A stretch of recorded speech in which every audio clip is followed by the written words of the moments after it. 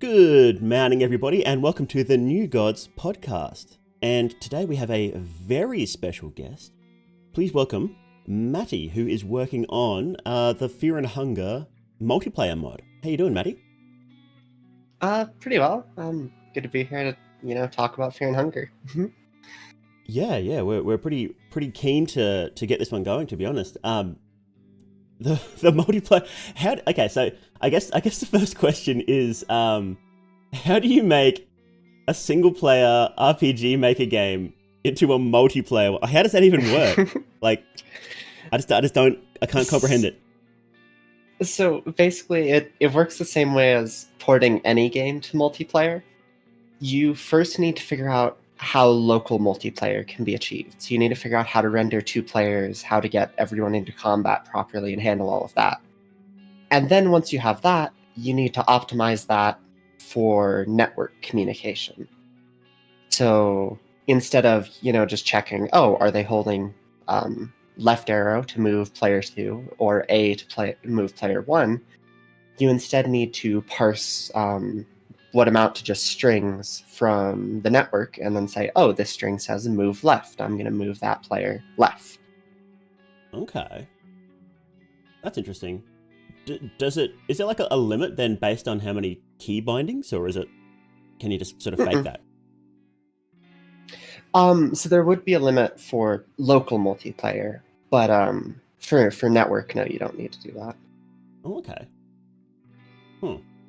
Yeah, it just seemed like I didn't expect Fear and Hunger of all things to become a multiplayer game. So have you done this with other games before, or is this the first time you've done it? This is the first time. I poked around in the Dark Souls code for seamless co-op a little bit, but I haven't. Yeah, this is the first real project on this. Wait, were you the one who worked on seamless co-op? No, I pushed like one fix for it. I just fixed like one minor bug on the repo, and that was it. That seems like a very dangerous source to use as a reference for netcode. Oh, it's awful. No. The only network communication that I've ever seen worse than Dark Souls is Among Us. Wait, really? Among Us has awful netcode? Yes. Oh yeah, it's horrible. Among Us didn't use Unity's built-in network communication. They tried to code their own and didn't do it right. So you're telling me one of the biggest multiplayer games in the world has awful netcode? Yeah. Like within week 2 of it blowing up, they had to make multiple hot patches because of how horrid their code was originally. Wow. Let this be a lesson to all aspiring game designers out there. You don't actually need to know how to program to make a video game. You don't. I mean, Mira taught us all that. Yeah, I was going to say, Mira, he always says, no, I can't, I literally can't code. I have no idea what I'm doing. Actually, that brings us, that was the next question I wanted to ask. Like, is it tough working with Miro's code? Because he always says he's not very good at it. Oh yeah, no, Miro's code is an absolute nightmare. I did some math. I did some math the other day because I was curious.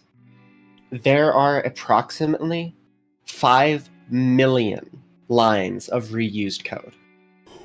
What? Wow. So RPG Maker, about right.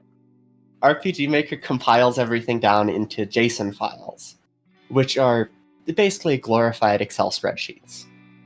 And if you just Control F any portion of it, just random portions, you'll usually get 5 or 6 matches of the exact same 600 lines. Huh. Now, the important question, Mattie, is have you seen the code for melting weapons? Oh my god, yes I have. Oh, I couldn't believe that. Oh. For those of you who aren't aware of it, what Miro did is that if a character's weapon is going to melt, he hard-coded every single possible case of every single character wielding every single weapon.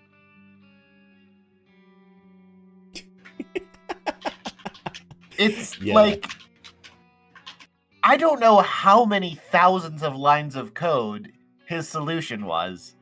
Because if you do like actual good code, you can reduce that entire script down to one line of code.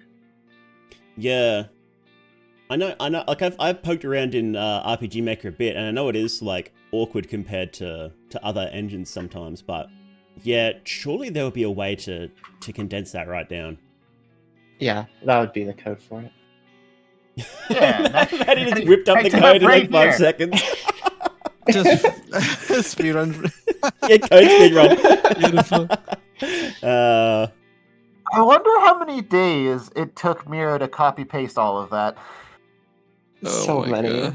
Oh, I guess I should say, Miro, if you're listening, this is coming from a place of love. We absolutely love the game. We wouldn't care so much about the game. We wouldn't dunk on the code so much if we didn't care about the game this much. So we're not doing this to be mean to Miro. It's just kind of funny. Yeah. Hey, speak for yourself. I'll dunk on bad code in games that I hate too. Would you sink how many hours do you have in Fear and Hunger? Would you sink that many hours in if you hated the game? I mean, I hate Fear and Hunger, so yes. Spite playing the game. I'm spite playing the game. It made me look bad on my own stream by killing me in like 10 seconds, and I wanted revenge. That's right. That's your origin story for Fear and Hunger, isn't it? Yeah. Yes! How did you get into Fear and Hunger, Matty? Oh, one of my friends was just like, "Hey, I'm playing this game. You should come play it." And then I tried to play it, and was like, "Oh, this is a fun little game." But then I absolutely hated that you couldn't use Blood Portal from anywhere, so I modded it so that I could use Blood Portal. And then I found one tiny part of code that I could duplicate to make multiplayer at the most basic level. So I made multiplayer as a joke, and then I made it not as a joke later. Oh wow! How long was the period of time they were like, and then you were like, on the multiplayer? I wonder. It was like a month between me making just the tiny joke version of it, where there's just two Kaharas running around like ants, to actually making something that works. So you haven't been playing for all that long in the long run, then? No, I started playing like 4 months ago, maybe. Oh wow! You immediately start ripping the game apart. Yeah, I was using a modded client before I beat the game because I just did not like that I couldn't use Blood Portal from anywhere. Hold on. Did you complain about not being able to use Blood Portal in the Fear and Hunger Discord? No, that was not me. Okay, because I remember someone doing that, and I remember telling him, "Get good, scrub." I think wonder if it was you. No, I complained about getting lost in Mojave and asked for someone to link me a map of it. Wait, so does that mean you don't have encyclopedic knowledge of the games yet? I mean, so I haven't played Termina at all. Wow, really? Oh, wow. Yeah, I've never played Termina. Huh. That's funny. Which It's is very funny that the mod works on it. So the multiplayer mod works on Termina? Not as well as 1, because I haven't tested it, but it runs. It's compatible. Yeah, What? I've seen two people streaming on Twitch, Fear Hunger 2 Termina, with the mod working online. I still don't know how they did it. I asked them, they were like, I just copy and paste. I was like, oh, okay. Yeah. Yeah, Sure. it should just run. Like, Yeah, when you have... both games are basically just the same game, but with an asset swap. What if that's it works true, on other yeah. RPG Maker games? What if it works on Madfather, for example? Oh, it does. It does? Wait, What? So it just What? works with all RPG Maker games, or rather RPG Maker MV specifically, or all RPG Maker games? What? Yeah, I'm any trying this shit out. RPG Maker MV. Wow. You have to make a few patches and compatibility changes, but with basic knowledge of JavaScript, you can port it to any RPG Maker game. It's amazing. Wait, is this the first time someone's done anything like this? So there's a project for the version after MV that adds it, but that one really doesn't work well. There's also a project for whatever version Yume Nikki was made on. Mm-hmm. Oh, that'd be a really old one, right? Oh, Yeah, I think like that's 2000? 2003. 2003. Yeah, they made multiplayer patch for Yume Nikki that they then extended to like Yume Tuki and Dot Flow. I guess because a lot of the core functionality of the games of the games within the same engine, so within MV, are still basically the same thing. Like most RPG Maker stuff is really just a really thorough reskin, right? Kind of. It's more akin to saying like Undertale and Deltarune, right? Made in the same engine, or game maker, right? Yeah. But no one would call those reskins of each other, or maybe they would. Maybe I misunderstand what reskin means, but it's. I mean, I would if it denoyed the fan base. It's more so. Yeah, it's more so just if something's built in the same engine, as long as you're clever with how you make something, it should work for everything in the engine. Okay. That's pretty interesting. Makes sense. Because I made games for a while, and I never touched netcode stuff though, and I didn't really play around that much with RPG Maker, so I don't know a huge amount about it. So it's still just blowing my mind. I'm just sort of struggling to understand how you could jam netcode into a game that's a single player and doesn't have netcode naturally. So basically what you do is you write code that attaches to all of the events in the game. So you write code that attaches to when the player transfers to another room, when the player enters a fight, when the player attacks, etc. And you call those event emitters. And then in your code, you basically have proper event style coding now. And when an event triggers, you know when it triggers and can have a code other places do things with it. So now that you have that, you can use that to emit net events over, actually over the internet, to just send bits of data that say, hey, this event triggered on X person's computer. And then you just have to interpret that locally to see what that means. Okay, so like say Bones and I are playing, and my character moves from one room to another room. I would send to his game. It would say here, Morday moved from X room to Y room, and then his game would go, okay, so this character is now in this room. Yes. Oh wow, that's was it complicated to duct tape that to Fear and Hunger? It wouldn't have been as bad if I had actually known like anything about the game before starting it. I'll play this for 5 minutes. You know what? I'm going to make it a complete, thorough multiplayer mod. Yeah, because halfway through the development of the mod, I realized that I had never gotten an ending for the game. Huh. Interesting. So it was hatred. Yeah. I think Gotcha. Fear and Hunger must have been the absolute worst game to pick for this first up too, because it's like so complicated. Yeah, it would have been a lot easier for other RPG Maker games. Yeah, The fact that Mira basically hard-coded every single event. Tracking that seems like it would be a pain. yeah, like most RPG Maker games are like, well, I think the vast majority is walking sims, but even when they use combat, they don't have such weird combat systems like Fear and Hunger does. Oh yeah, that's so bizarre because every limb is an enemy. It's not like they're on the engine side of things. It thinks every limb of the enemy is its own individual enemy, and the troops are what we would refer to as enemies. Okay. Which really makes the engine not want to do what Mira wanted it to do. Oh, is that why there's like a limit to how many enemies he can have on screen at a time? Because each enemy is secretly like 6 enemies. Exactly, yeah. Because there's Yes. a limit of 7 enemies per troop. I thought it was 8. Maybe 8. It might be 8. Yeah, it has to be 8. The Dark Priest fight is 2 heads, 2 torsos, 4 arms.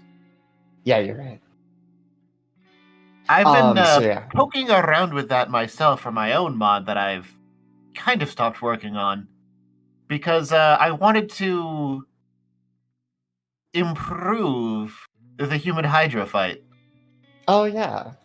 by making it the Crow Hydra fight. Wait, what do you mean? What do you mean Crow That's good. Hydra? That's very good. Well, you know how there's 8 human heads on the human Hydra? Yeah. No. Peck up to 8 times per turn. Mm-hmm. Can you even beat that fight? Is that possible? Yeah, Yes, you can. it's not that hard, actually. I'm Oh, not yeah. going to spoil the strategy, but it's pretty straightforward. Huh.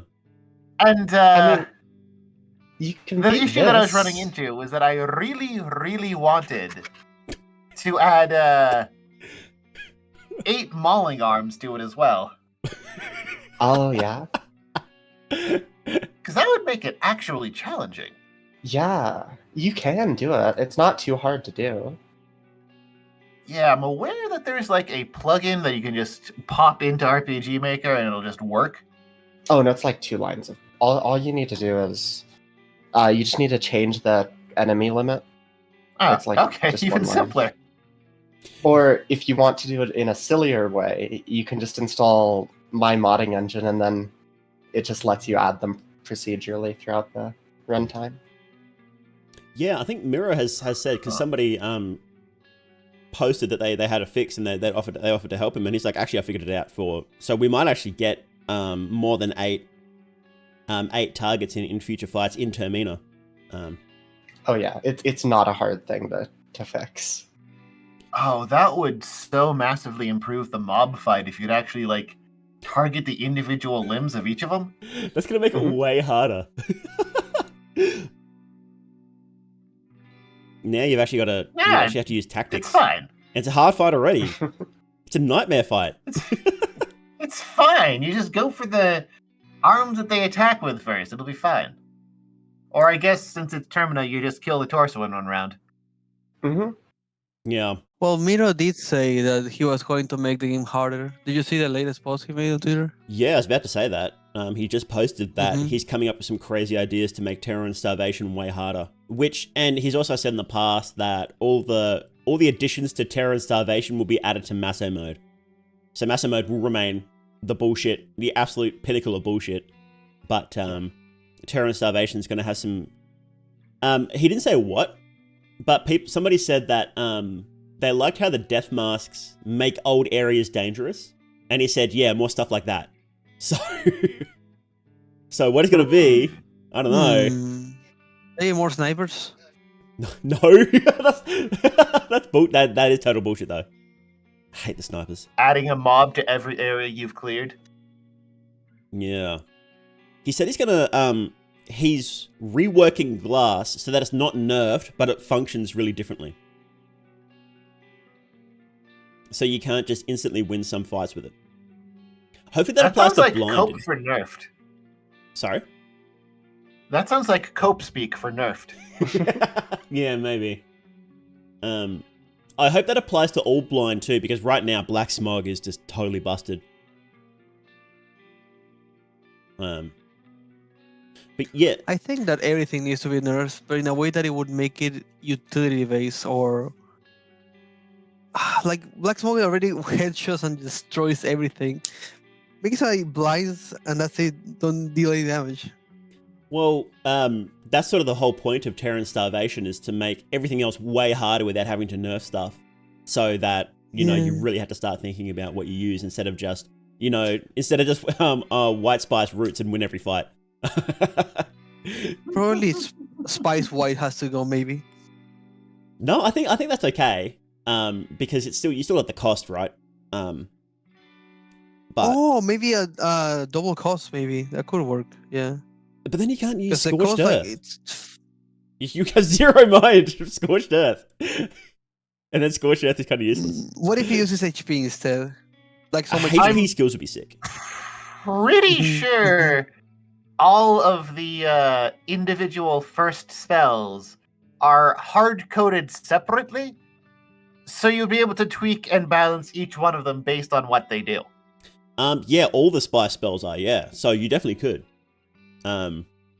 Yeah, like greater spells don't have the flat cost change. Like they're all like the cost is all random basically. Some of them aren't the right percentage removed. So I'm like 90% sure that this is because Miro didn't know how to apply an even cost reduction to the spells and just hard coded it instead. Yeah. But Mattie, you said before you have a modding engine. What does that mean exactly?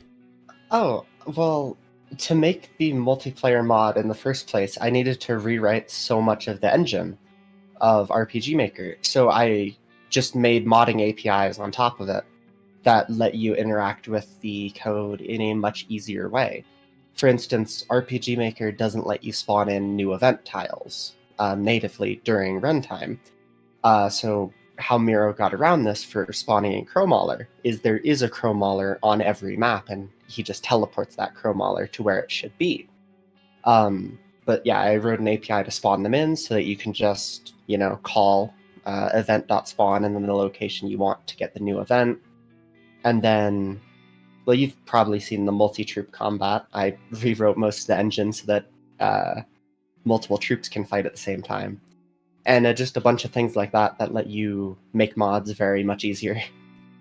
So not only did you rip the game in half before you even finished it, you started to rewrite the engine. I feel the need to expand on something Mattie just said there.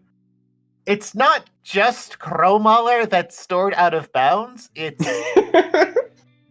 Yeah, it's also booby traps and bear traps. It's everything. Every single trap, every Yes. single arrow, and every Event as single well. direction of arrow, every single version of every single character having their limbs bone sawed off by every other character.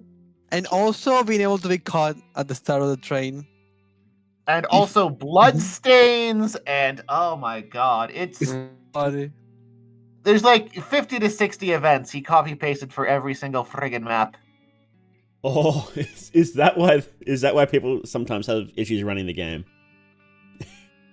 There's just so much stuff. No, on that's Yeah, it makes sense actually. that's actually the performance drops are due to the lighting engine he uses. Wait, He uses a plugin called Terex Lighting, which is the most unoptimized plugin I've ever seen. It usually takes up 30 to 40% of all the resources that the game is running with. What the?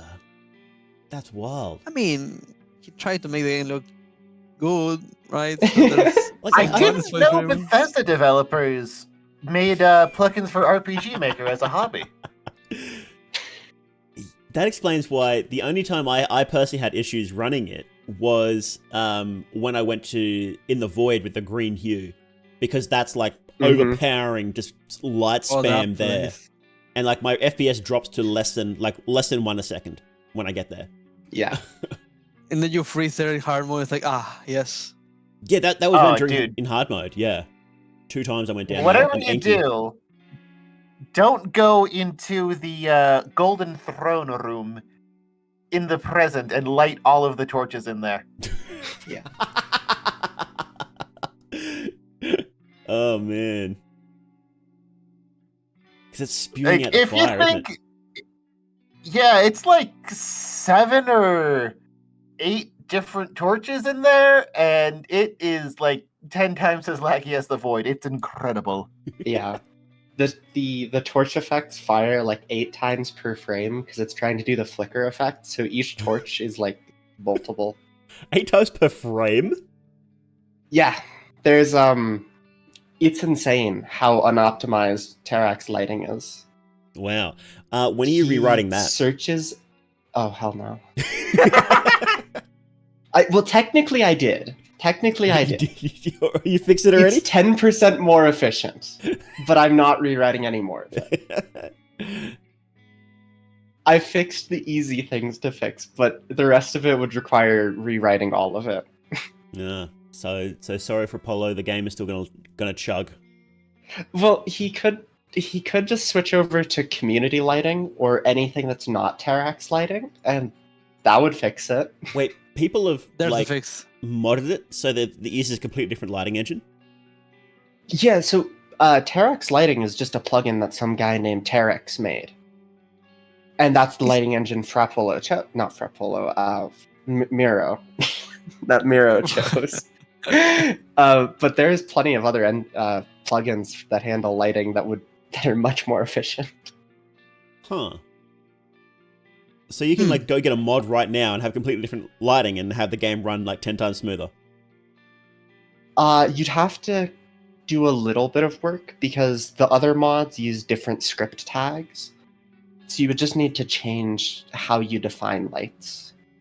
But you will be allowing people who are not able to run the game to probably play it, right? Oh yeah, yeah. If you Be able to change the finally lighting run engine. it on Steam Deck. That too, yes. It actually crashes a lot on Steam Deck. Not even kidding. I have a lot of friends that struggle with that. Mhm. You could also just disable the lighting mod and it would run perfectly. Wait, when you were doing the speedrun Toilet percent Mao, I remember Hmm. that you didn't have any fog in Termina. Yeah. Did you remove the plugin by accident or something like that? No, that was something Bone sent me. I think it was just an image swap to be a blank image. Yeah. It replaces the fog images with blank images because the fog in Termina is like unplayably bad at times. Yeah. Good. Yeah.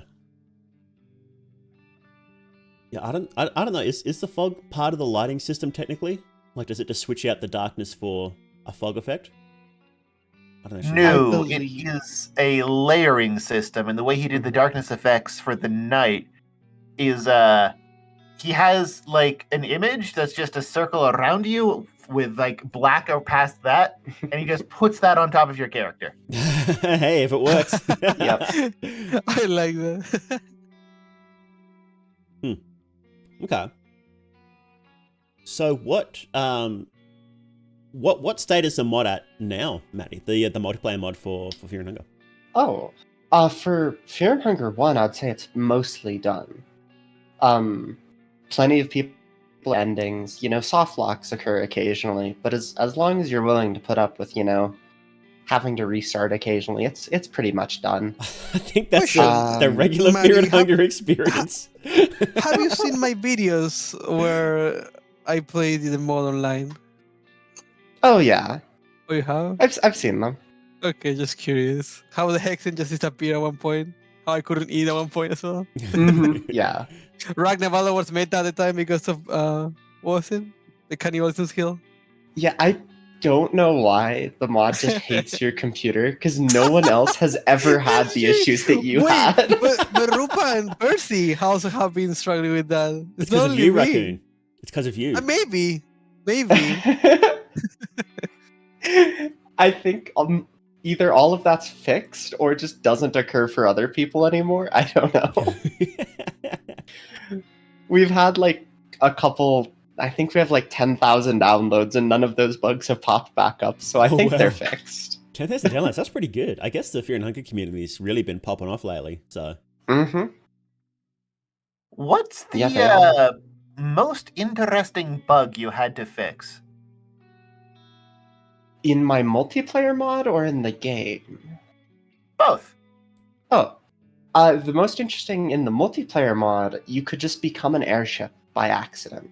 I still went through that. And I still became a balloon. And it's a Yeah. balloon and it's beautiful. And I swear, becoming a balloon is one of the best things in the game. You should never It's fix so that. good. You were accidentally entering a vehicle? Yeah, you would just teleport into like a dark room and you became a balloon. And you could just fly with the balloon. can You would you even park explain? your balloon. I don't know why. Can you explain the balloon thing for people who don't know much about RPG Maker? So RPG Maker, it's meant to mimic like JRPGs, and in a lot of them, you can enter, like an airship or a car to explore the map really quickly. And RPG Maker has that functionality, built into it natively, but Miro does not use it. And there exists a bug in vanilla Fear and Hunger and my multiplayer mod that you can accidentally clip into a balloon and just become an airship flying around the world. It pretty much How do works you with do that the in normal teleporting. Fear and Hunger? There's a button that you press to teleport to allies, and whenever you don't have an ally around, or like there's something doing something X thing, you teleport into this black room. Then you Huh. become a balloon.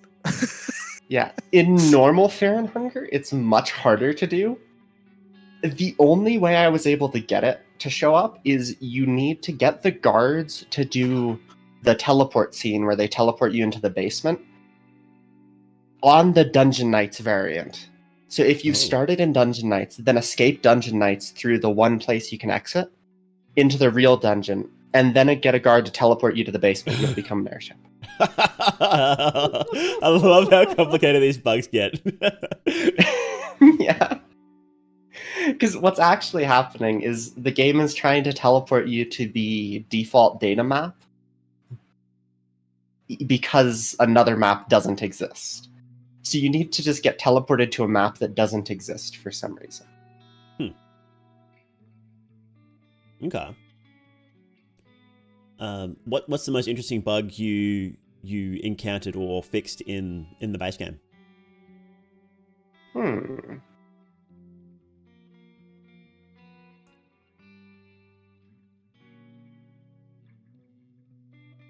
Um, Probably the whole moonless duplication bug. Moonless duplication.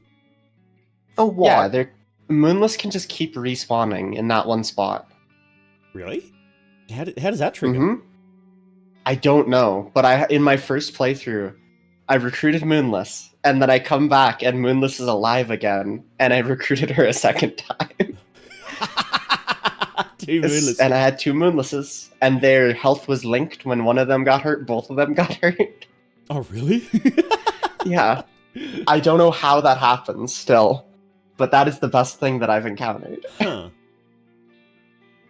I remember we were talking about stuff like this, similar stuff to this, a while ago on the podcast, I think.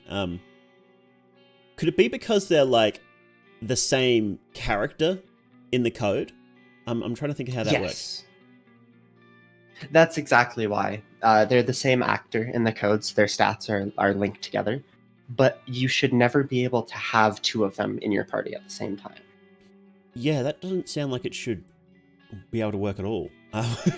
Because the only way I know of to do that is to just explicitly force it at the code level. But in terms of not just scripting that, I don't know how that can happen. Yeah, because I remember there's that bug where when you pick a character, you can quickly switch which character is selected, and then you get their intro, and then you can change what skills that NPC has when you recruit them. Oh, yeah. But then the character you're playing as doesn't have their skills. They don't start with anything, which is funny. So, so you kind of don't want to do that. So that moonless bug means that Miro's code is so powerful that it doesn't just defeat you, but defeats the engine itself. Yes. Amazing. It's actually impossible. It shouldn't actually be happening, but it is somehow. Yeah, there's the code tries to make sure that can't happen, which means he accidentally made a bug that bypasses the correct way to add characters without using a script tag. That's actually impressive. I know. So what was the hardest thing that what was the hardest thing you had to overcome when making this multiplayer mod for Fear and Hunger?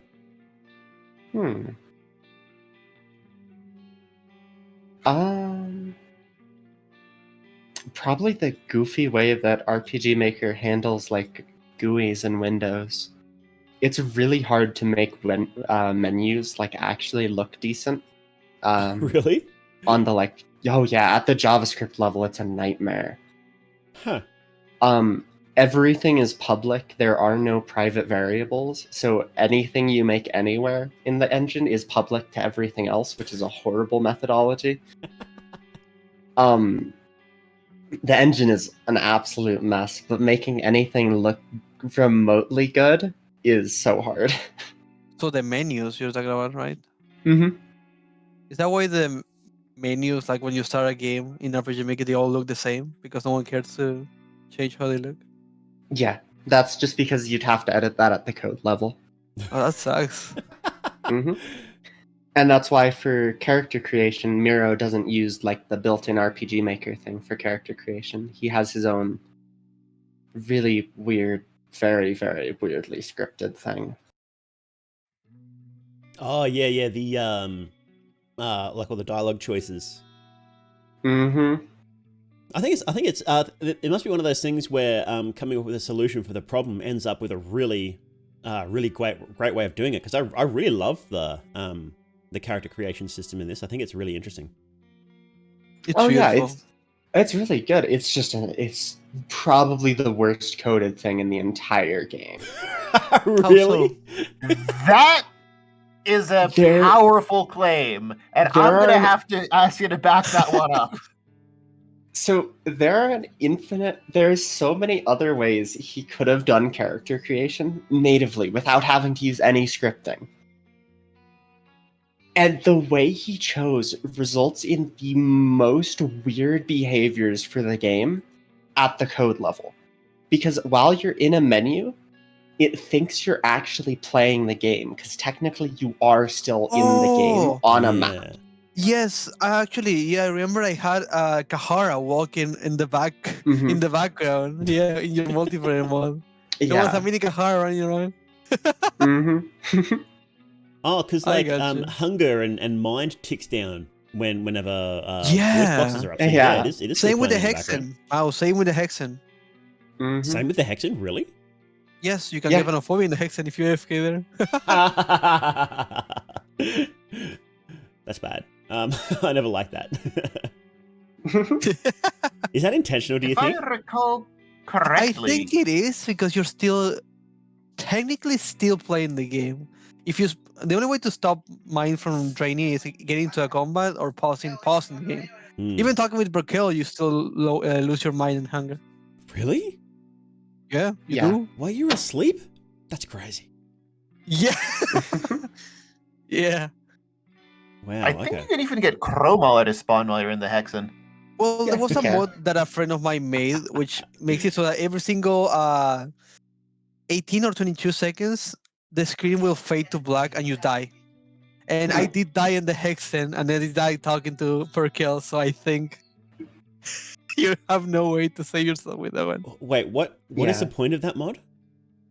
You have to transition screen every 22 or 20 or 18 seconds. I forgot the timer exactly. Oh, It's okay. supposed to make it hard. It's supposed to trigger the hunger loss every 22 seconds. So you die, pretty much. Even in dialogue. But yeah, out of all the bugs and stuff, I didn't expect the GUI being hard to mess with and the intro to be the worst thing. That's crazy. Yeah, I mean, in terms of like multiplayer, the intro was bugged for like every single release until beta 1. It took like 23 releases to finally get the intro working in multiplayer. So, why did you pick Fear and Hunger specifically instead of anything else instead of starting with something simple like Mad Father or whatever? Oh, I was just playing it and I wanted to. I felt like it. I think that's the best reason. As to I do said, anything, really. As I said, I made the first little teaser as a joke, and then I was like, oh, this is funny. I might as well finish. It's also coded in Just gonna JavaScript. casually rewrite the RPG Maker engine to make this possible, because it's funny. Mhm. Exactly. Is it hard to do that? To start actually digging into RPG Maker code and start messing with the engine itself? Well, that depends. It really just depends on how well you know JavaScript. RPG Maker has no documentation, unfortunately. No official docs. So you can't just open up their code and look at it. Well, you can, but if you want documentation, you have to rely on third-party documentation. Huh. So you either have to read about 40,000 lines of engine files by hand, or just trust that the community knows better. So wait, so every single one of those plugins that people have made, they've done it without official documentation. Yeah, there's no documentation Wow. officially. That's really impressive. Yeah. There's pretty big community documentation nowadays, but even that, it still will miss some functions. Mm. That's impressive, considering the mods that we've been getting. I guess it helps that MV's been out for like how many years now? Ooh, a while. Like 13 or something? That sounds right. It released October 23 of 2015. Oh, there you go. It Not says quite that on long Google. then. Oh, yeah, because MV is just Roman numerals for 15 in it. Oh. No, well, I mean, it's Isn't... Roman numerals for 1005. 8 years nice. ago. 8 years ago, Mao. Oh, they're goofy. Why is it called MV then? Oh. I'm just thinking 40,000 lines of code, that's not that hard to read over. You could just that's just like looking over the melting weapon script. It's not that bad. I've read through most of the engine code at this point in its entirety. But it makes it much harder to get started without documentation. Definitely, yeah. But then again, if you wanted to edit the melting weapon script, it would be harder, so... I don't even want to think about it. I really don't. I'd like to be able to stop thinking about it. I don't know if that's ever going to happen. Just a brief aside. Aren't they making the next version of RPG Maker in Unity? Isn't that what they were doing? Like Really? RPG Maker Unite or something like that? That's sort of a bad... That's not very good, since Unity's going to screw them.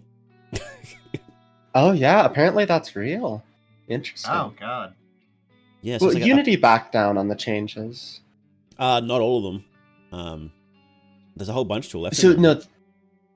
So, I mean, kind of, but none of them really matter. Even if you take the worst case scenario for all of them, they're still cheaper than Unreal. And if you don't want to, you don't have to. You can just stay on a previous version. Oh, that's good. You know what's cheaper than Unity? What's Good. Godot. JavaScript? Wait, what was it? Godot. I think you mean JavaScript. Oh, Godot. Oh, yeah. Yeah. No one's using Godot. Godot. No one's using it. Let's be real, I Bones. Let's used be it. real. I liked it. I liked it when I used it. Coda? Yeah, Godot's not bad. I think it's not that bad. It's got actually some- quite good. It's got some jank to it, like you'd expect from any sort of open source project, but it's functional. Mm-hmm. Have there been any real games released in it yet? Yeah, Isn't Cruelty Squad one of them? I thought Cruelty so. Squad. What the hell?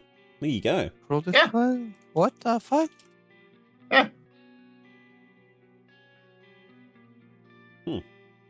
Well, there you go. Oh. I take it back. You can make. Yeah, you can it's make big. What a real the game. fuck? You can make Yeah. exactly one real game on Godot engine. There you go. There's a couple others that are actually really big, but nobody realizes they're on Godot because Mm-hmm. I mean, they have the sort of advertising budget you'd expect from an open source project. Yeah. Yeah.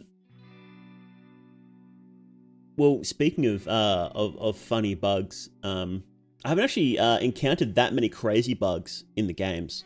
I did. Oh no! Wait! I did get a really good one in the first game.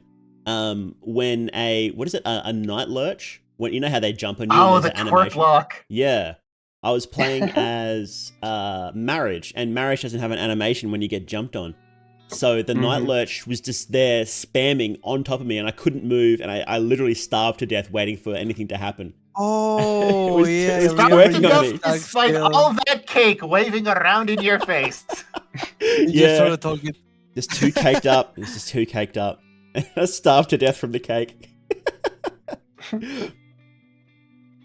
Work lock. I did get a really good one in Termina as well. And it's still kinda in the game. I don't know if it's been fixed, but there's a couple of ways to trigger it. Where Marina will join your party and she will be considered by the game in some situations to be the player character. So the character that you picked. But only some situations. Like she'll never show up in party talks, if for some reason. And there's one tile in the Res Realm church basement where if you interact on this tile, then she'll just instantly join your party.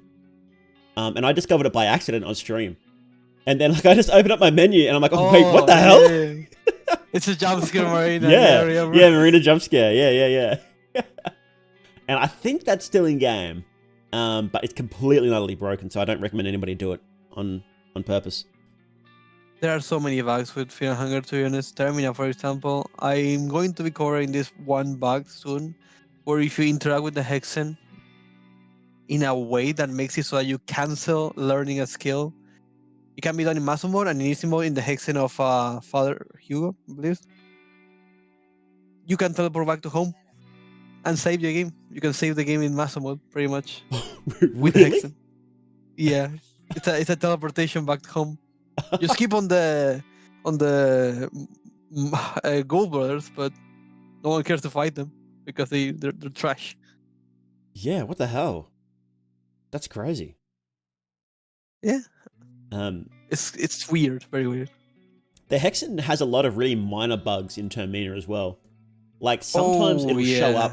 There'll be like an extra dialogue option which says sense. And Sense. it Yeah, I doesn't don't know what that actually means. That's do anything. Also, if you cancel learning a skill way too fast, your game will crash. It happened to me when I was doing muscle mode at one point. I was like, yeah, I'm not touching the hex anymore in this game. So you just open it and then That's instantly kind of close an it. It's like upgrade. 2 hours. Over what happens in 1, where if you cancel it too fast, that tile in the hex don't learn gets it. permanently filled and you don't learn it. Yeah, exactly. But in this one, you crash. So it's a fix. Yeah. Which one's better? The game instantly crashes or you just don't get the skill ever? Oh, man. Yeah, look, I If kind had of... to pick Sorry, you go. one favorite bug from Fear and Hunger, it would have to be the fact that you can just casually walk out of bounds after using the passages to Mahabra. Oh, Yeah, I was forgot good. to Passage block to that skip. part. It's so good. There's so many different ways you can break the game in half with it. Not just stuff like the stupid speedrun tech that I found. Oh, wait, But you can do more than passages skip with it? I mean, you can do passages skip with it, but you can passages skip out of like the void. Oh, right. Yeah, that's what you mean. Yeah. And then you can walk back to the throne room, and then the game will lock up. Beautiful. Yeah, I It's like easily that part where you're like you say no to Nilvan when receiving the soul, what and happens? then your game just locks up. Is that what happens if you say no to Nilvan? Yeah, you cannot do the ending. It's like, oh, well, fuck you then. The game says to you. Oh, Wait, but you just don't get the soul, and then you can Yeah, kill a you can party just member to leave. get it. You can? Yeah, because you can just kill. Kahara. Yeah, Kahara, and then get his soul to get it. Oh, I Or- didn't know that. Or you could just use an empty scroll to ask for the King's Passages key and skip that whole quest entirely. Also true. Oh, yeah. Or just face through it. That's it. Yeah, you just get face step.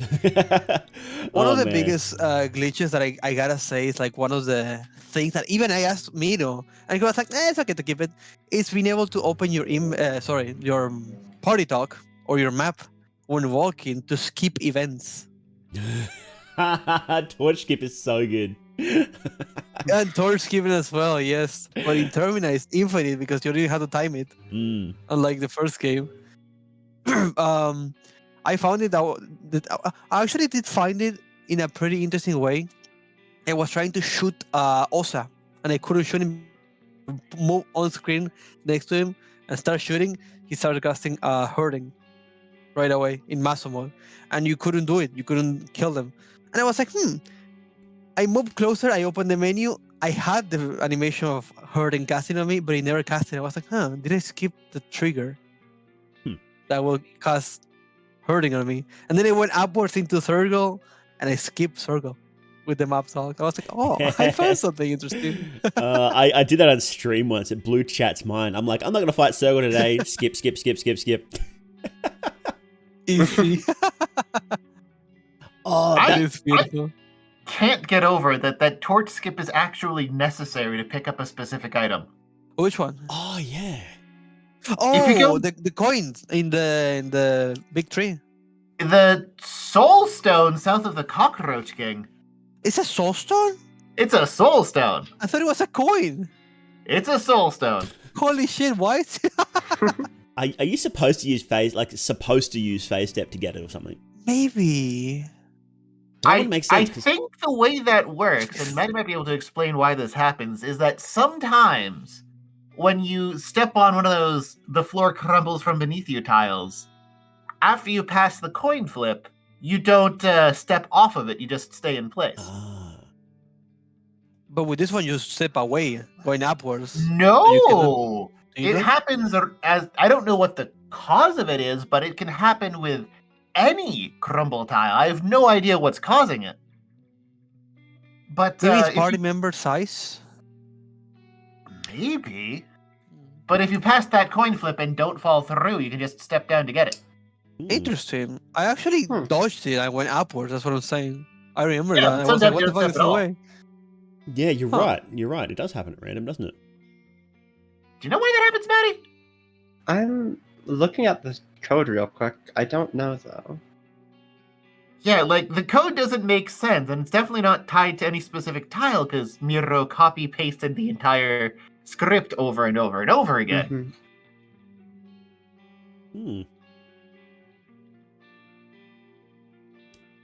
Speaking of like copy and pasting, I thought it was going to be easy to censor and change the dialogue of the enemies around easily, but I didn't figure out that this prison guard that says this word is not like I cannot just copy one and that's it. I gotta find every single one of the prison guards and change every single one. And it's like, okay. I didn't know this. Million lines of copy-pasted code.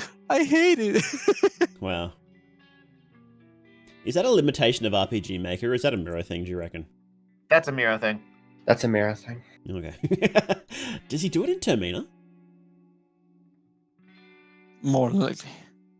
Probably. Almost definitely. Yeah. I think Everything there's is more carried unique over from enemies in Termina anyway, so it would be less of an issue, but...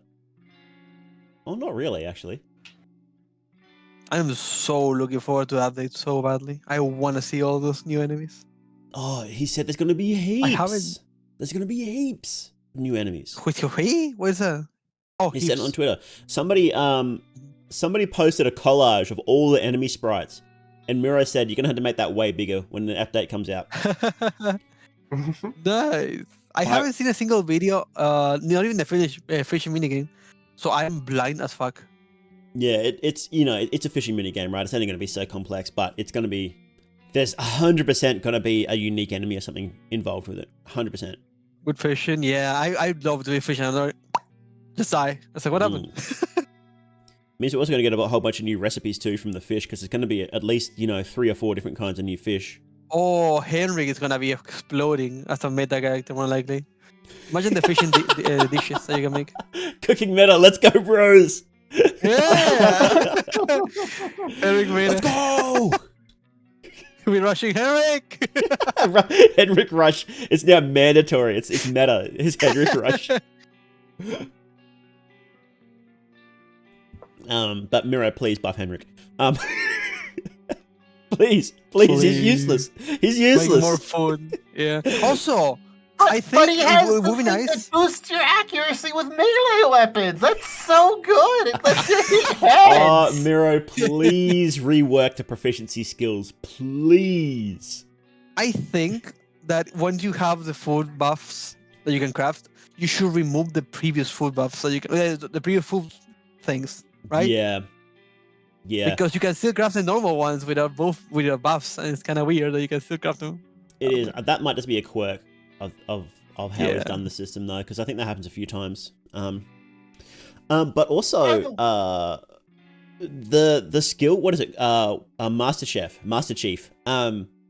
Master Chef needs it needs to give you something for free, so you don't have to get the RNG of the cookbooks, because you could get Master Chef and then just not have any of the cookbooks until the very end of the game, and it's like, well, this skill's utterly useless.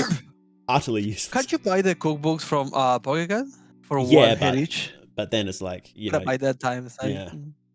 I doesn't guess you matter could that get time, I you could guess. get one. Oh, I guess you could get him. You can get him from the first time you see Pocket Cat. That's true. Yeah, the entrance. Yeah, I mean, if it depends on your build. If you know it's coming up, might as well just buy one from the hits.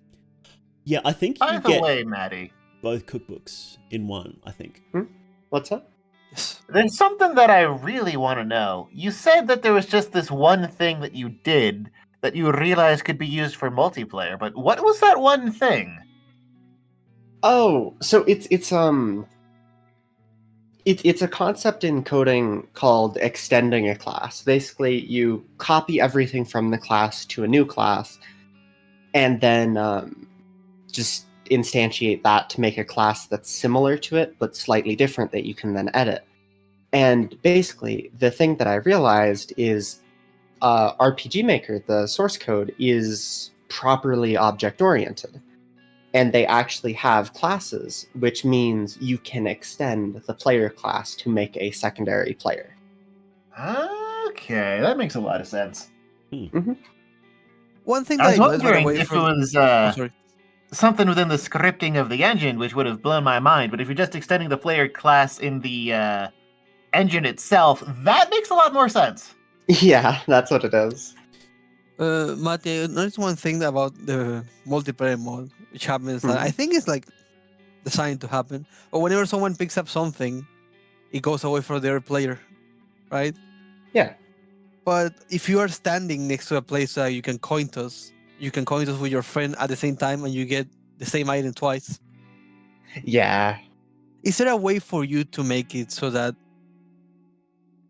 we cannot time it to make it harder? Yes, but it's that would be not beautiful. easy. Oh, it's fine. Don't worry. So I'm just seeing the cheese, and I cannot stop myself from using Definitely. it. Yeah.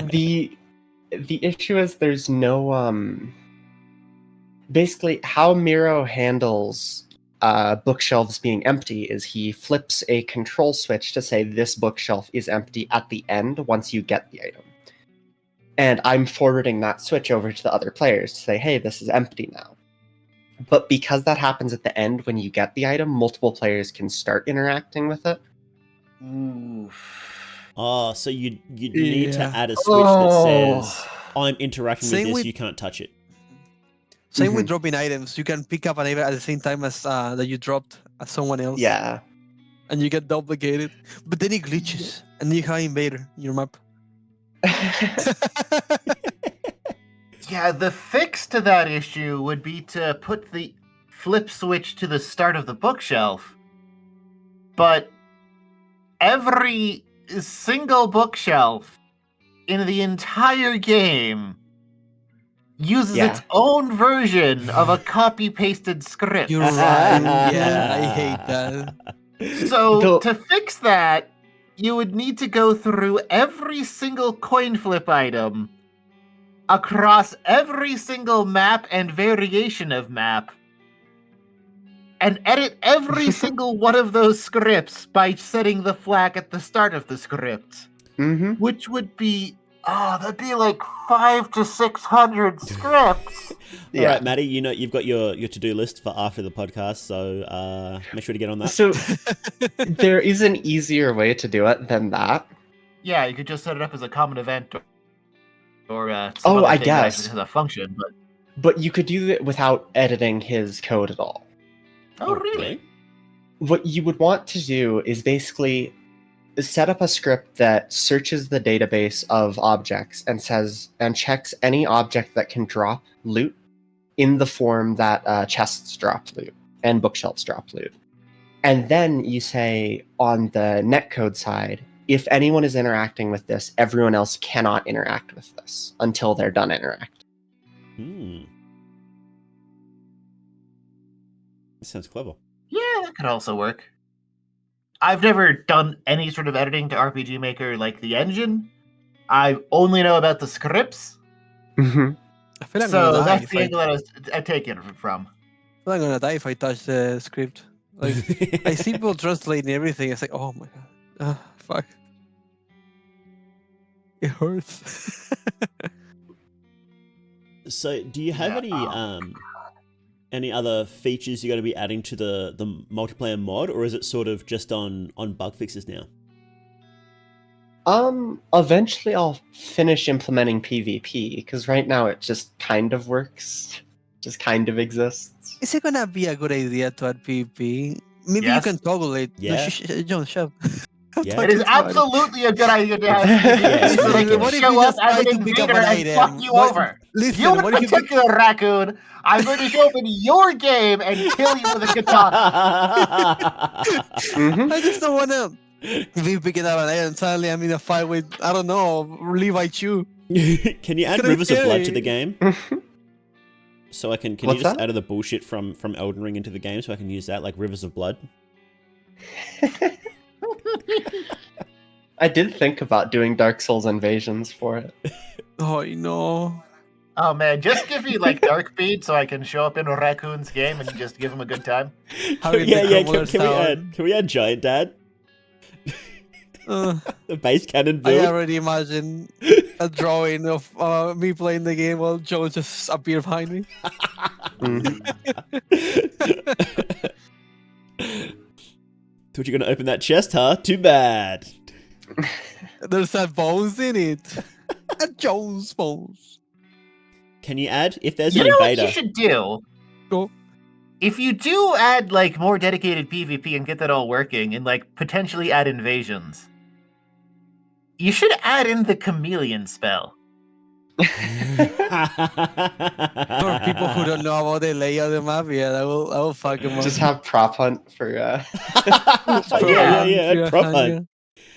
Extremely high stakes prop hunt. That sounds really fun. Could there be multiplayer dungeon nights? Oh yeah, I think Aw. that's already. I think it already technically works. Who would want to play multiplayer Dungeon Nights now? You would not believe how many people love dungeon nights. I Mm-hmm. maybe Yeah, I'm not unbeliever. Oh my god, that's. I can think of so many horrifically cursed features that you could do with multiplayer Dungeon Nights, and I'm not going to suggest any of them. That's probably for the best. I might be a hate-powered being of pure spite that just loves making people suffer, but even I have limits. That's fair. Hey, you're not the one who implemented co-op marriage. Co-op. I was thinking What? about that. How the heck would that work? Oh, it's every 15 seconds you have a coin flip event to see who's in control of up versus down. That's awesome. That's so good. Yeah. In Maso mode, that's gonna kill you because of the timer. Yeah. Does the timer pause Wait. during coin flips or no? No, it doesn't. No, it doesn't.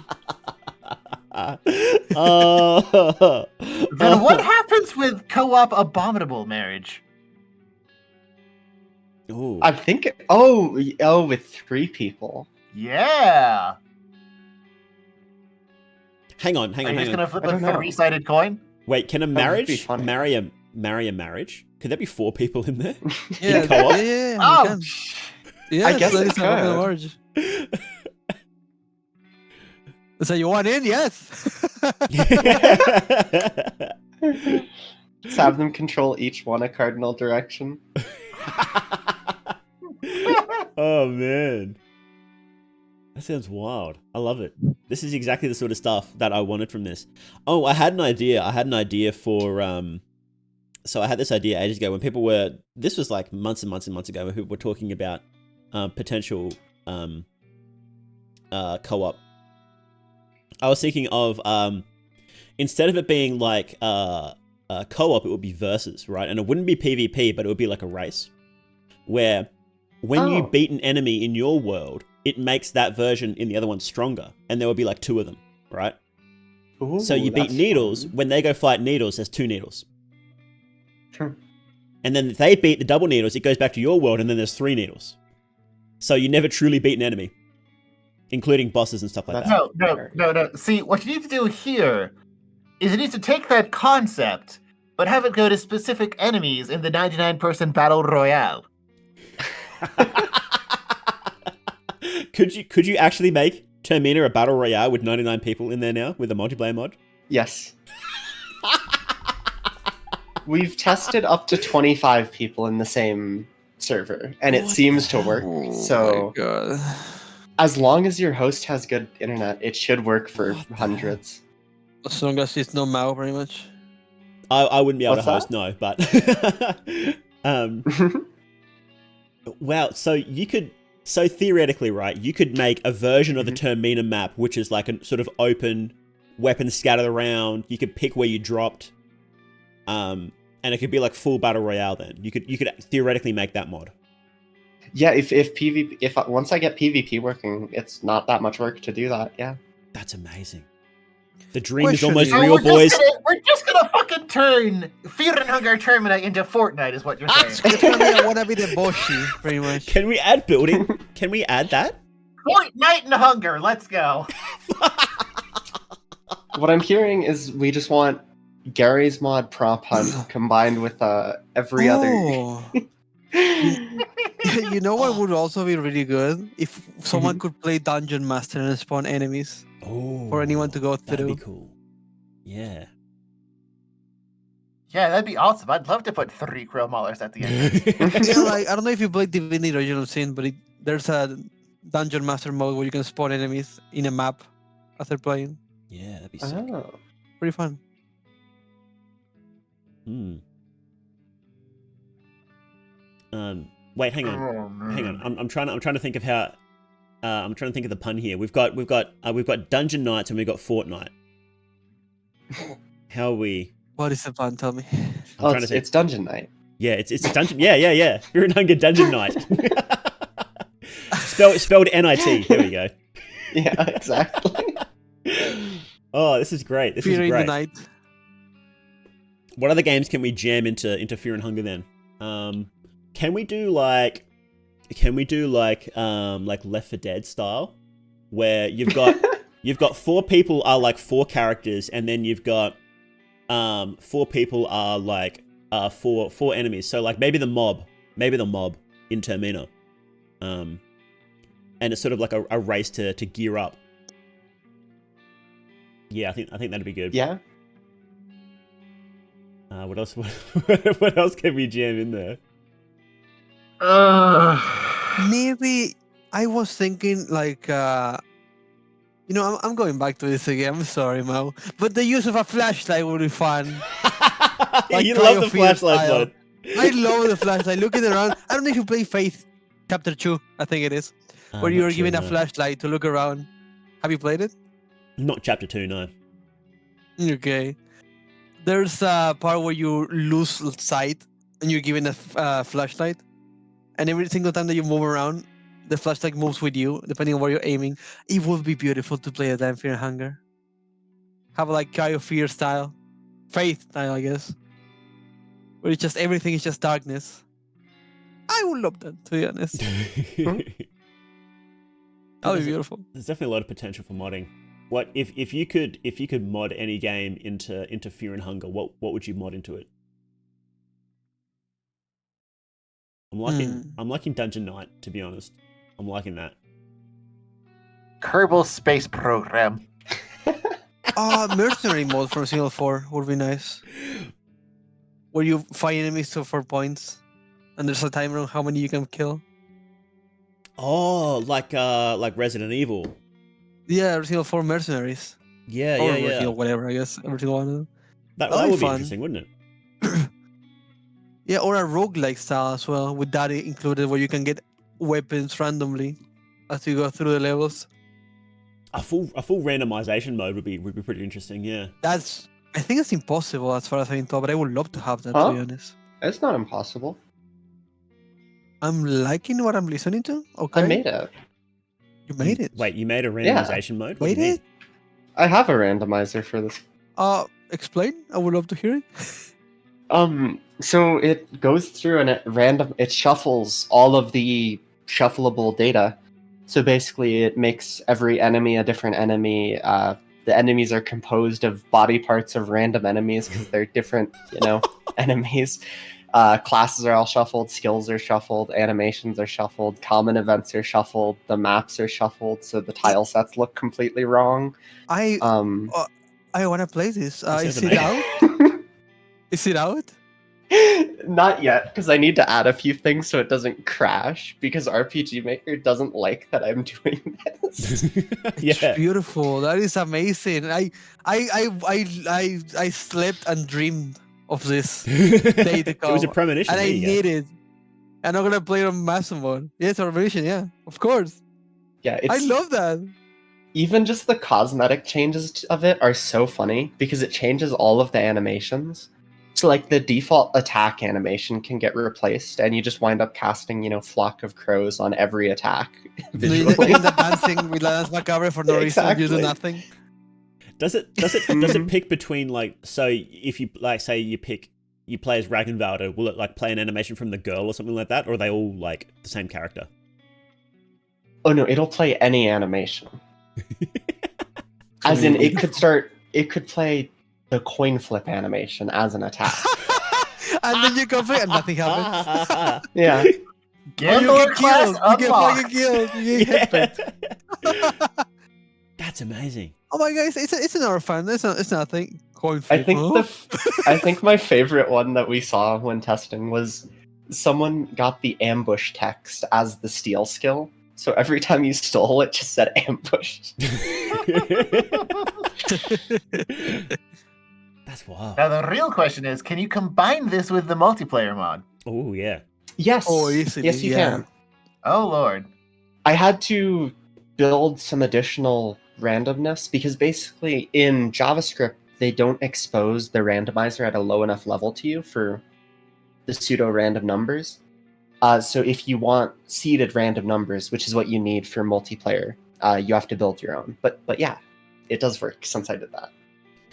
Does it? So is it if you're playing multiplayer, is it the same random for both ones, or is it different for each person? Oh, so it's the same. That's It's the pretty same. rad. Because that's what I meant, is because JavaScript doesn't let you use seed random natively, which is what you need for it to be the same. I coded that in such that people could have the same seed and it would work. Oh, okay, that's pretty cool. I guess you'd need that for combat, wouldn't you? Yeah, it would crash without it. So you can have a limb from like a guard, and then the torso of a night lurch and that sort of stuff, right? Yes. It looks so silly when you have all of it enabled. This sounds like something from the mod you're planning, Bones. No. The mod that I'm planning is there's no randomness to it. It's deliberately terrible. It's gonna happen. Yeah, I'm gonna have to play that at some point. I don't just want to make silly things happen. I want to prey on expectations. I want the player to be the butt of a bunch of jokes where the setup is their own beliefs on how things are going to work. What is? Are you gonna torture us in the future? And presently, yeah. And presently. Oh my god! Oh. I can't even tell what's happening there. What the hell? So this randomizer mod isn't out yet, is it? I mean, I think it's this. I think it is. It's it not is? gonna work well, Oh. but all of the code is open source, so you could download it, obviously, but Oh. it's not finished. Okay. Yeah, you're stuck there doing that over and over again in the animation. Yeah, that guy. I think that is just an infinite loop that I was recording that one. So is all of your stuff open source then? So anybody can download it and poke around it if they want. Yep, all of it's open source. Well, that's pretty cool. Remember, it's Mattie, the one who's doing this. It's so Very funny sick. because, yeah, it's so funny because I've seen so many people get mad that my mod isn't free, even though it is objectively free Wait, what? and it's open source. Why do they think it's Like, not you free? can see the source code. How is it not free? Yeah, why do they think it's not free? I think because I have the option to donate on itch. Oh, yeah. People get that's confused fine. sometimes, don't they? Yeah.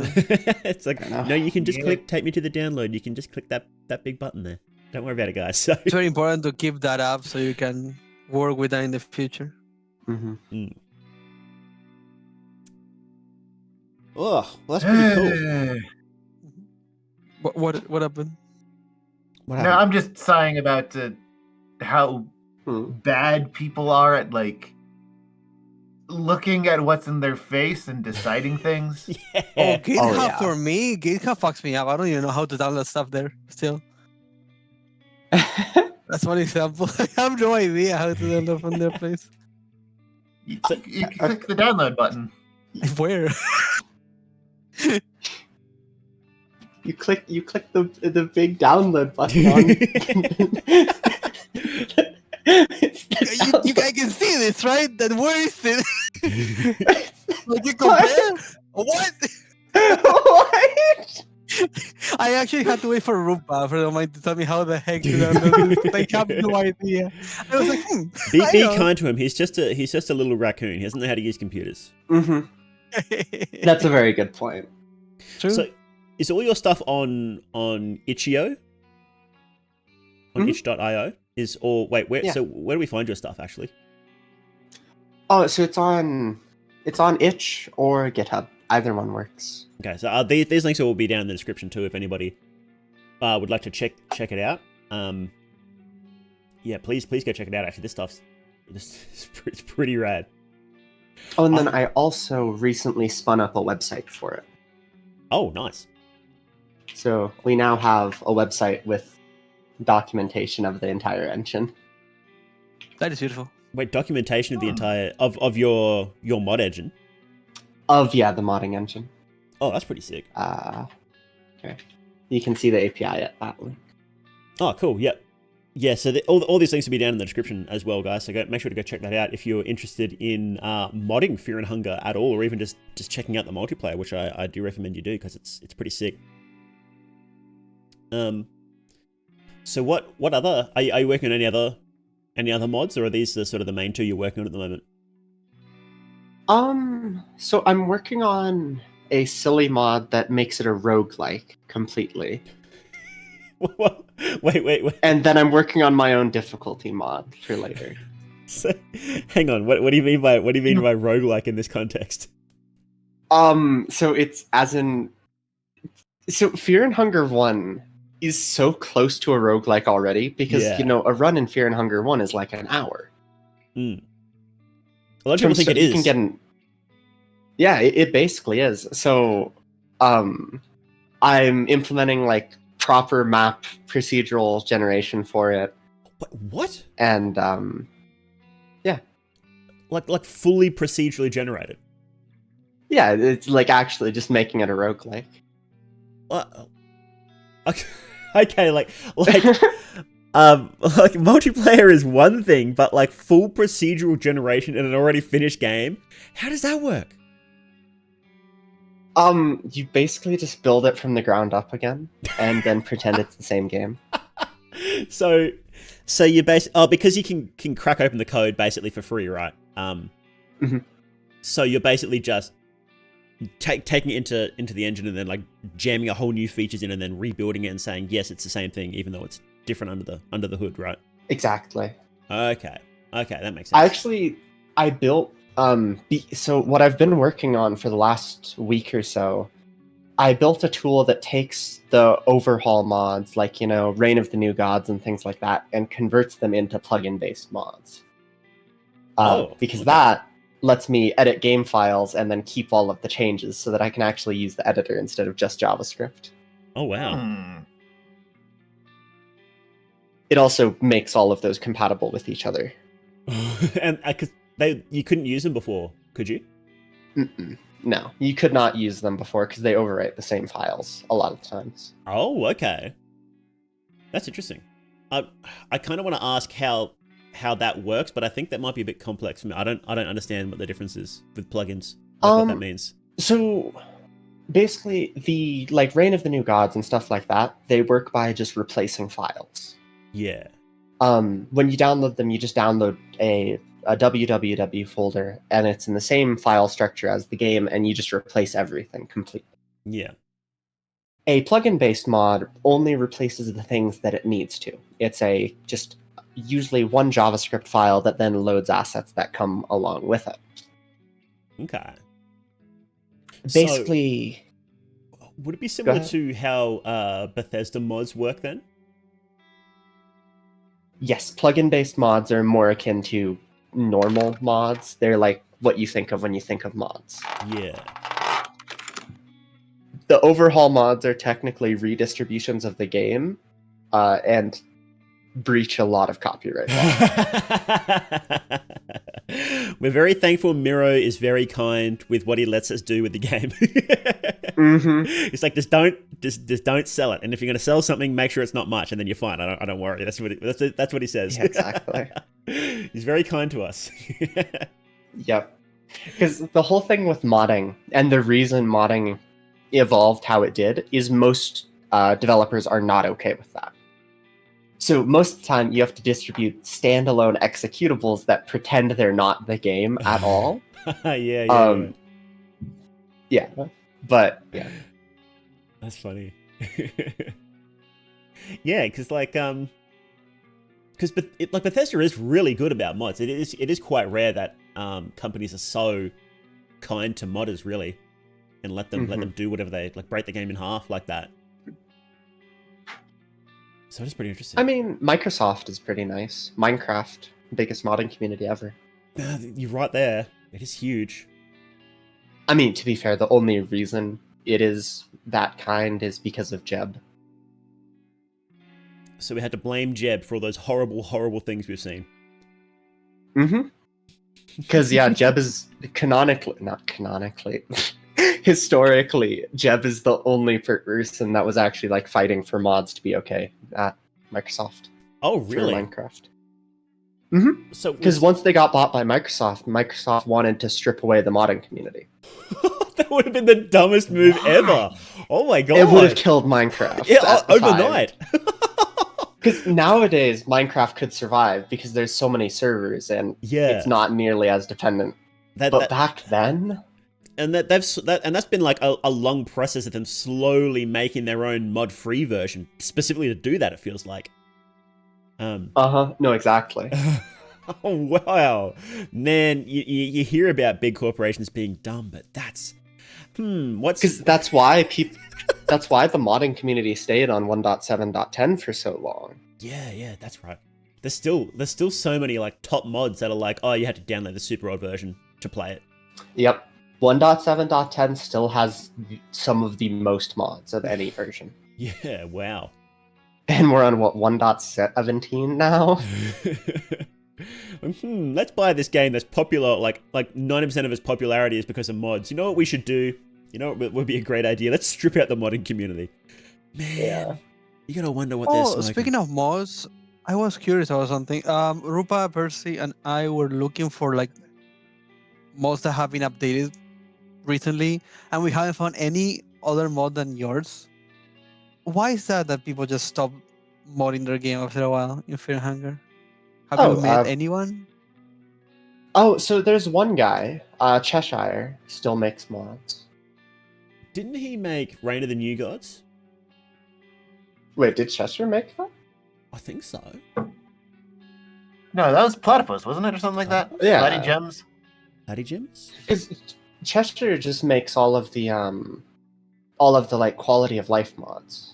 Oh, okay, I'm getting confused. I don't mod my game much, so. I try to play. I don't even like using the censorship mods, but I probably should on YouTube. Yeah. Nah, you don't have to, Mal. I mean, if you die, it will be one less. God, no way. Not You that bad. want my channel to die, Raccoon? Is that what you're saying? Wow. Wow. That's it. You're banned. You're not coming back, by the way. You're not coming back on the podcast. No, wait. Get out. No, wait. Wait a second. I don't want it like that. So Can't you're... believe Fropolo hasn't actually played Hamu Hamu and gotten his gamer card back. When are you gonna get on that, Fropolo? Yeah. How? Fropolo's actually in VC chat right now, and he's begging to come back on, but he needs to play a hard game and earn his gamer card back. So, we'll let you know if that happens. It probably won't, but we'll let you know. So your modding engine, so that'll make it way easier for people to make mods for the game, right? Oh yeah, there's a few people already using it that I helped get set up. Is there something like... I haven't looked at it at all, so forgive me if this is a dumb question, but is there something like... Could you do something like templates where it's like, here's a new character template, and then you just had to change the pictures out, and then someone's got like a brand new character? Because Miro has said that adding a new playable character is ridiculously hard. Oh, it's insanely easy. Oh, really? Oh, it is? Yes, Oh shit. it's very easy. How so? So as long as you have the sprite sheet for animations, as long as you're using my modding engine, it's like 3 lines of code. Oh, wow, okay. So It that's should just- really interesting to me because I've been specifically training an AI to be able to generate Fear and Hunger styled sprite sheets from any character or any text prompt description. So Maybe you can end up working for me though, Mattie. I, To be honest, I did think about just like reworking all of Fear and Hunger 1 and then just sending him like a tiny file that's like half of the size of it. And be like, hey, optimize your game, teehee. XD. I could help a lot in making the terminal come up with more updates faster. Maybe with the first game as well. Who knows? Miro's always said that the sole reason he doesn't work with other people is because the way he works is just so eclectic, and he would have to organize, and he's not going to do that. So that's the sole reason why he hasn't. Oh no, hired somebody. I would not work with Miro. Based on this man's code, like this would be impossible. Just based on everything that I know about the man, it would be impossible to work with him. Yeah, he does a lot of stuff off the cuff. Based on the things that he said, he's like, yeah, I'll just come up with this conversation like when I make it. Like he doesn't plan a lot of stuff out. So I think it would be very difficult to work with him.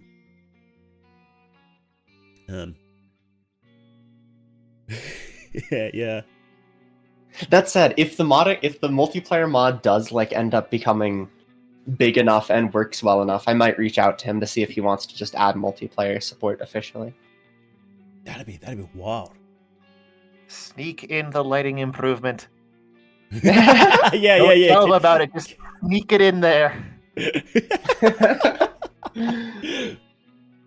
I do have a very funny file in the modding engine. It's there's just a file called optimizations.js, and this file alone optimizes the engine by about 5 to 10%. What? It's like 3 lines. No, it's 243. Oh, okay. That's the I was gonna say, what the hell? Yeah, it's just that function.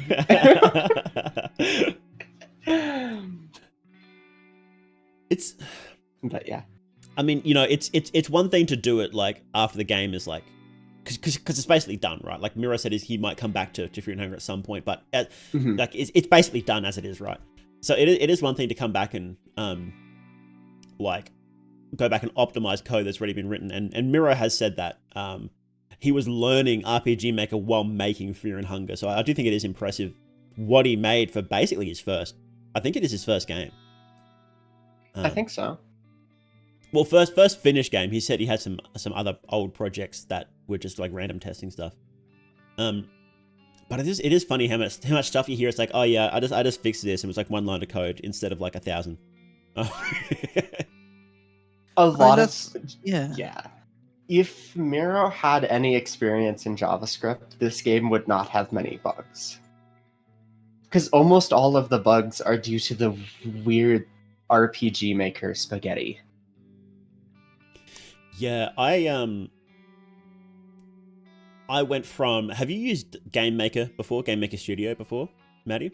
I've touched it in the past. It's obviously it's not quite a real language, but it's much closer to a real language than using something like RPG Maker. And I couldn't wrap my head around how it felt like there were so many basic scripting functions that were either not in RPG Maker or just really difficult to do in RPG Maker, and it just felt like banging my head against a wall. Yeah. Because, RPG Maker, unless you're willing to just open up the script panel and write it in JavaScript, then it's weird to do anything. Yeah, it feels like if you want to do anything that isn't, like, if you try and step outside the bounds of a regular JRPG, then it just fights you every step of the way. Mm-hmm. But if you do want to make a regular JRPG, then I'm sure it's probably the best thing on the market.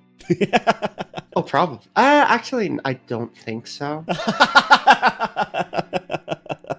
I forget which. I was looking into modding the editor for RPG Maker because I wanted to make it better. Unfortunately, the source code is not released, so you cannot do that easily. Yeah. And I found another open source project that actually looks like it works just objectively better than RPG Maker. I guess with RPG Maker is still the best game for making walking simulators. Then I guess This is true.